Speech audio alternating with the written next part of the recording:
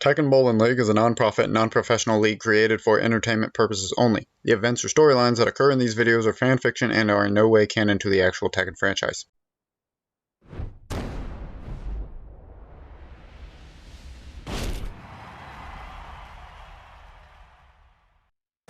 Get ready for the next battle.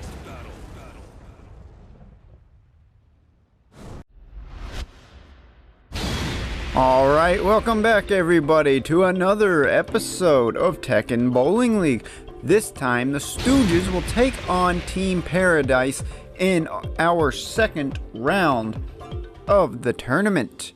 Meaning the team that loses here is done. This is an elimination round, a survival battle. The winner will get to remain fighting for survival, while the loser is eliminated from the tournament for good this season. Now we are getting to see Steve Fox bowl his first official team game. Now he did face Asuka in an exhibition which counted towards his personal stats, so that's still a canon game, if you will, but this is the first time he's got to match up against a different team, and he will start off with a strike. And now Josie Rizal, the draft pick, final pick in this draft, selected by Team Paradise, will start her career with a strike. Now, there were some concerns about her. She gets really nervous and might kind of choke shots or just not perform as well because she gets too nervous. That was the big concern with her. Otherwise, she could have easily been a top 5 pick, but the nerves kind of scared some teams away from selecting her. Now we're getting to see Steve Fox's debut with a double for Season 2. Pretty impressive. Maybe he should have played in Season 1 if he had this up his sleeve.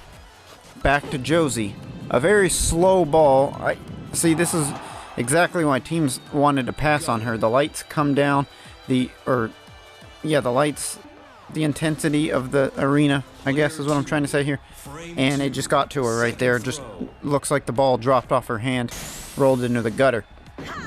Can she pick up the spare though? Has a pretty decent spot, and she will get that spare. So correctly, or I am just not good with words right now. Corrects her mistake immediately, is what I'm trying to say.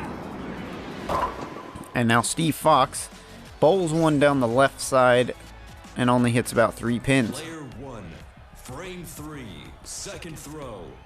Now he's going to scoot over, roll another one, and this one gets away from him a little bit. He'll take out all of the back pins, but leave number 1 and number 2.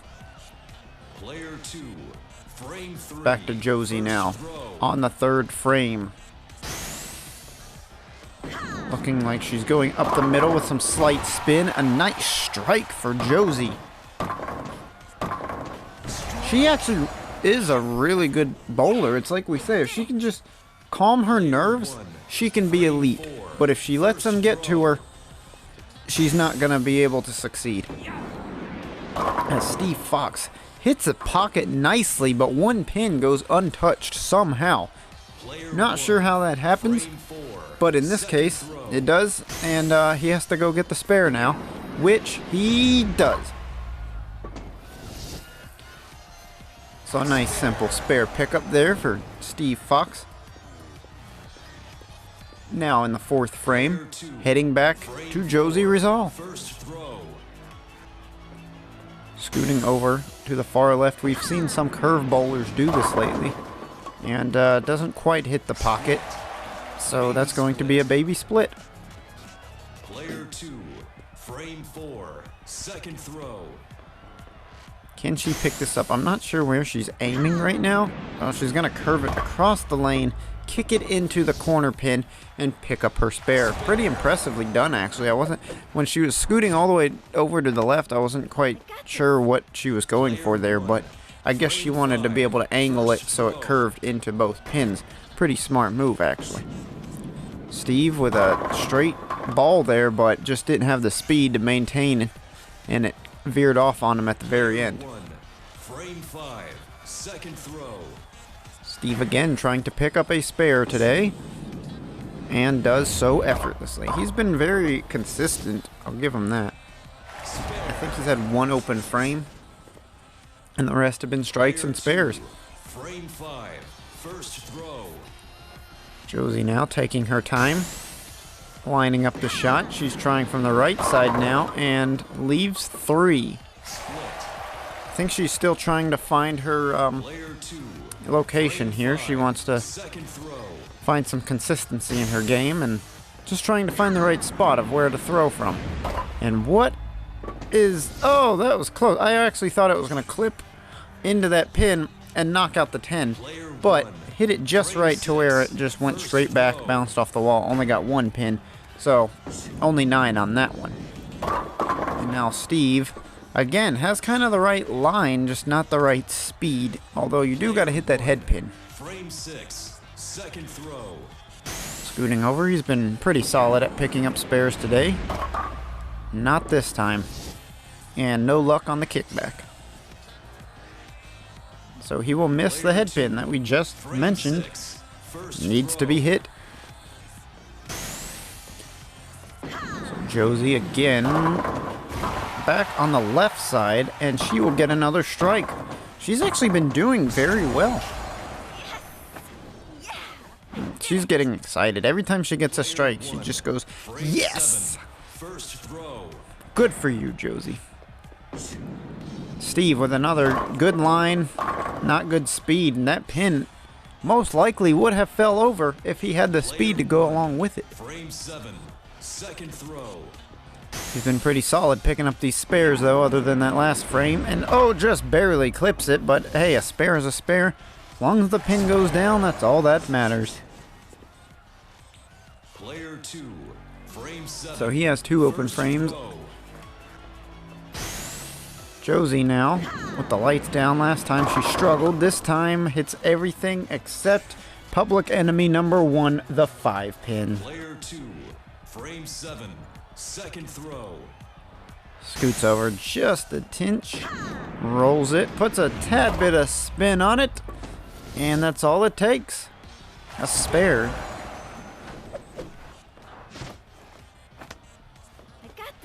Now she's saying, I got this. Her confidence is getting up. That's a good thing. If she can get her confidence up, she might be able to consistently bowl like that. And Steve again hits the spot, but gets robbed of a pin. Yet again, he's just missing 1 pin almost every time. Frame 8, second throw. Can he get the spare? A late curve into it, and that'll do the trick. Another solid spare pickup by Mr. Fox. Player 2, frame 8, first throw. Josie going up the middle, it looks like. Very slight spin at the end, and that'll do the trick. A pin rolls into the last one with just enough force to knock it over. And she is getting in a groove now. This is the Josie you expect. This is a cool, confident Josie Rizal. This is that top 5 pick we could have seen. Instead, she fell all the way to number 10 because of the nerves. But she's showing that top 5 talent right now. And Steve answers right back with a strike of his own. Player 2, frame 9, first throw. She's contemplating. She likes the left side. And this ball just does not have speed. It might have fell off her fingers again. She was getting in a rhythm and the nerves kicked in again. That was the downside of her evaluation, is she just gets nervous and starts messing up her throws. An excellent spare pickup though, so maybe it's not too late. She could still actually pull off an upset win here. She has a pretty decent lead, but Steve is sitting on a strike, so depending what he does right here, leaves himself a split. So this is not really what you want on your final frame. You want to try to get that third ball. This is going to be a tough pickup. He's going for it. He's doing the gutter line. You have to. And he actually had the line perfect, but he was so focused on the accuracy, he didn't have the power behind it, and so the pin could not kick over. A valiant effort, as he will finish with 160. And now Josie with just a slow ball again. Here it is. This is what teams were worried about. Don't select her because she gets nervous and she won't be able to clutch. She's down by 4 points. She has to hit 5 pins to win. Right here, game's on the line. It curves. It hits 1, 2, 3. And she choked the final frame as Steve will squeak out a 1-point victory. That has got to sting. Oh. Anyway, we're gonna, before the next matchup, let's go down to the field here, or the lanes, where Jimmy is standing by with Steve. Yes, thank you, Margin. I'm standing by with Steve, like he just said. And Steve, our question for you. You finally get to bowl here in Season 2, and you start off with a victory. How does it feel? Yeah, mate, it always feels good to go out there and get a dub. I hope there's more in our future. You know, we're in survival mode right now, but I think if I could get some more opportunities, I could really help this team make an effort to push towards the championship. Well spoken. Now let's head back to the action where our bowlers are prepared to begin round 2. Get ready for the next battle.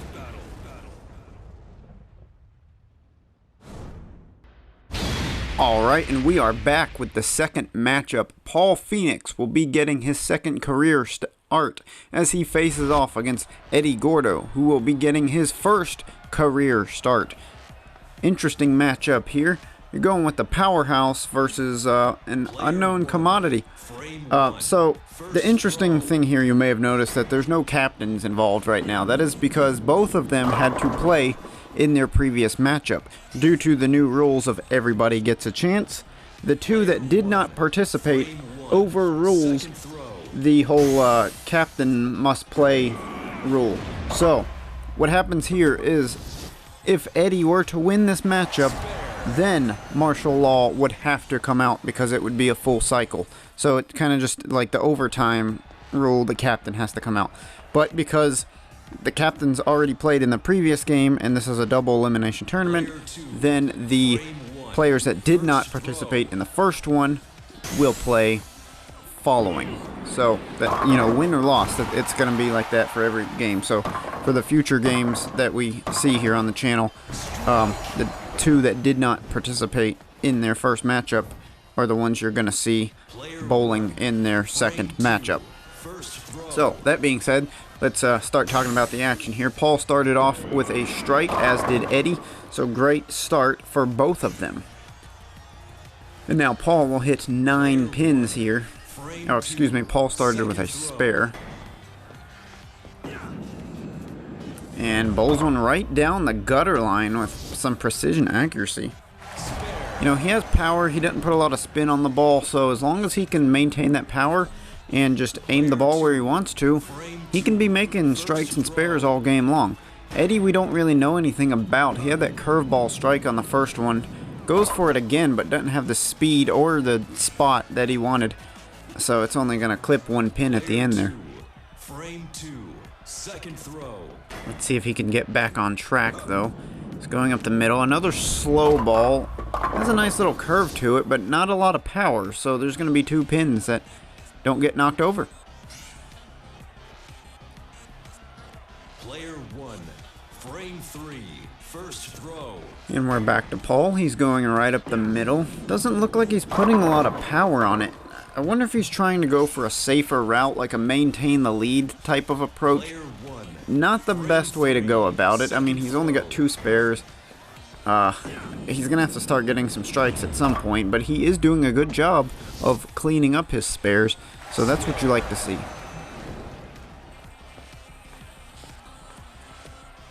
Player 2, frame 3, first throw. Back to Eddie now, still trying to find his rhythm. Scoots over, going with the exact same ball, and a little bit of wiggle, but no fall. Player 2, frame 3, second throw. So has 9 pins now, has to pick up the spare. A very slow ball, and it curves on him. So it looks like Eddie has a slight bit of spin to his game kind of like a, I wouldn't say Cooney level of spin, but like, I don't know, it's just very slight. Like, it heads towards the pins and then just curves on at the very end.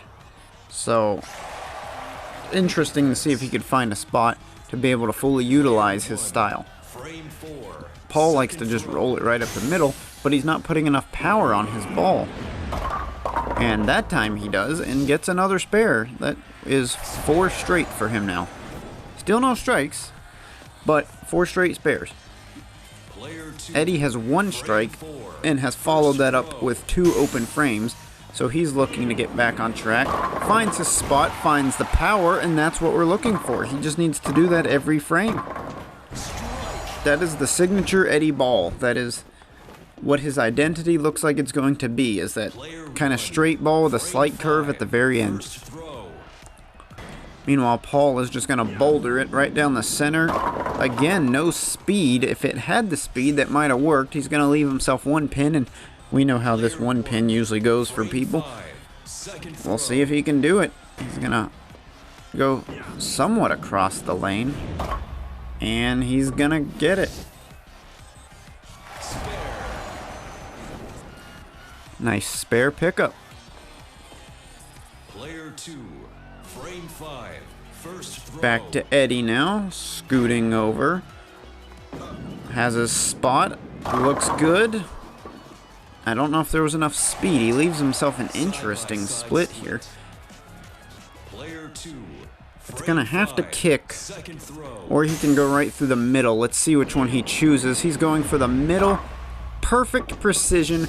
Well done. That's as beautiful as it gets.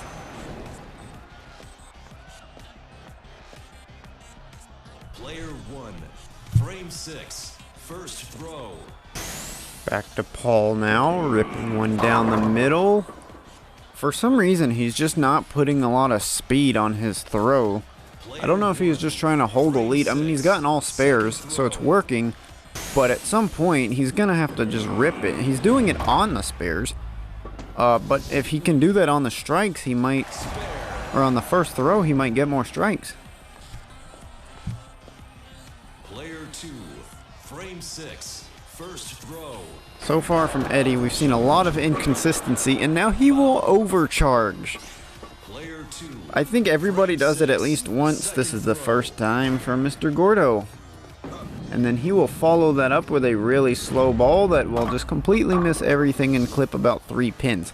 So, that is, I mean, it's one thing to have an open frame, but to have one frame 7, with only 3 pins, that could be devastating, especially when your opponent goes out there and bowls a strike right after. Paul may have just taken a commanding lead if he didn't have one already. player 2, It's currently 112 to 68. He has almost double what Eddie is bowling, and we have roughly 4 to 5 frames remaining. And Eddie will get a strike again. There's that signature ball we've kind of seen from him that we think is going to be his signature if he can find some consistency with it. frame 8. He has 3 strikes in this game, 1 spare, and 3 open frames. Meanwhile, Paul has gotten a spare every single frame and only 1 strike, as he just hits 9 more pins and looking to pick up yet another spare. Second throw. He's gonna go with the gutter hug, puts power on it. Amazing. I mean, I was left speechless for a second there. He has really improved on his precision. Like, the way he can just pinpoint the ball and just beeline it down the lane and hit right where he's aiming has been absolutely outstanding today. And there's that signature ball again from Eddie, but this time 1 pin goes untouched. Player 2, frame Not a lot of 8, consistency to his second game so far. As he will try to pick up a spare, so that'll be his 2nd spare pickup of the day. Never a good thing when you only have 3 strikes and 2 spares and all the rest have been open frames. Player 1, There's 2 frames remaining for him to maybe do something with, but I think Paul is too far ahead. Now, he did just foul, so player 1, frame 9. I mean, that might help, but I think he's too far ahead right now. He has to basically foul from here on out and Eddie strikeout, and even then it'll be close. But hey, here's a start right here. He got 8 frames, Paul's first open frame of the day. Now Eddie with a chance to try to make a comeback. Not enough spin, that's not going to do it. Leaves 3. If anything to take away from this will be good practice for next season. Obviously, if, well, there's an overcharge. I was going to say you can practice picking up spares here, and, you know, next season, maybe they could do better. But looks like it's it for Team Paradise, especially after another strike by Mr. Phoenix. It is done, signed, sealed, delivered. There's no coming back now. I mean, you always want that third ball on your final frame. Why not just go out there, get a strike, and guarantee it, not have to worry about picking up a spare? So now he's going to get an extra throw. But, yeah, this should eliminate Team Paradise from the tournament. That is their second loss. So this was a crucial game for both these teams. And the Stooges will pick up the first win of their franchise, while Team Paradise will still be searching for their first win starting next season. They started their team off 0-2, and you know, it's tough out there for franchise or for expansion teams. They don't have that season under their belt. I mean, you can watch it, but they don't know what to expect. It's a thrown together team. You're not really meshing and getting to know the guys or girls on your team as long as some of these other teams have. And sometimes the team with the best chemistry is the one that wins. You know, we saw last season Team Showdown, now named Team Smackdown. You know, all the guys knew each other already. So it'll be interesting to see. And then they bring in Julia Chang to in the draft, who they also know through wrestling. But yeah, that'll be it for today. As we said, the Team Paradise has been eliminated. The Stooges will move on, so they are still in survival mode. Every match they do is a fight for survival. Paradise is completely eliminated, and next time we will see the other teams battling for a chance to survive. So should be interesting. See you guys then.